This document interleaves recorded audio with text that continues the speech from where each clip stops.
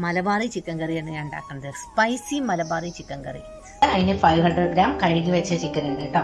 ഒരു 3 സവാള, 3 തക്കാളി, 1 ഉരുളക്കിഴങ്ങ് ചെറുതായി അരിഞ്ഞത്, കുറച്ച് പെരിഞ്ചീരകം, വെളുത്തുള്ളി, ഇഞ്ചി ചതച്ചത്, കറിവേപ്പില, മല്ലിയില, ഉണക്കമുളക്, ഒരു 8 പച്ചമുളക്, 2.5 സ്പൂൺ മല്ലിപ്പൊടി, സ്പൂൺ കുരുമുളക് പൊടി, 1/2 ടീസ്പൂൺ ഗരം മസാല, കുറച്ച് കല്ലുപ്പാണ് ഇതിന് വേണ്ടത്. പിന്നെ സാധാ മുളക് പൊടി, അതായത് 2 ടീസ്പൂൺ. അത് അവരവരുടെ എരിവിനനുസരിച്ച്. തേങ്ങാപ്പാല് പൊടികളൊക്കെ വെള്ളത്തിൽ കലക്കി വെക്കും. കടുക് പൊട്ടിയതിന് ശേഷം നമുക്ക് പെരിഞ്ചീരകം ഇട്ട് കൊടുക്കാം.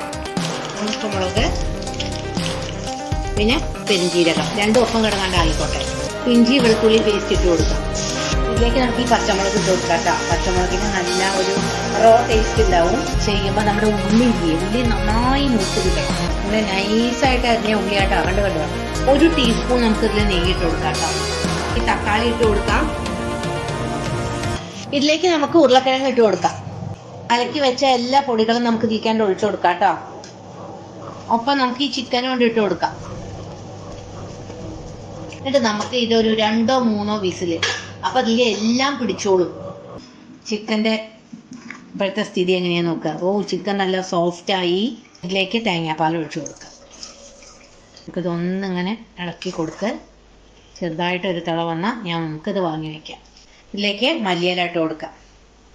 അപ്പോൾ നമ്മളുടെ മലബാറി ചിക്കൻ കറി ഇവിടെ റെഡിയായി. നമുക്ക് ഊണ് കഴിക്കാൻ നോക്കാം അല്ലേ.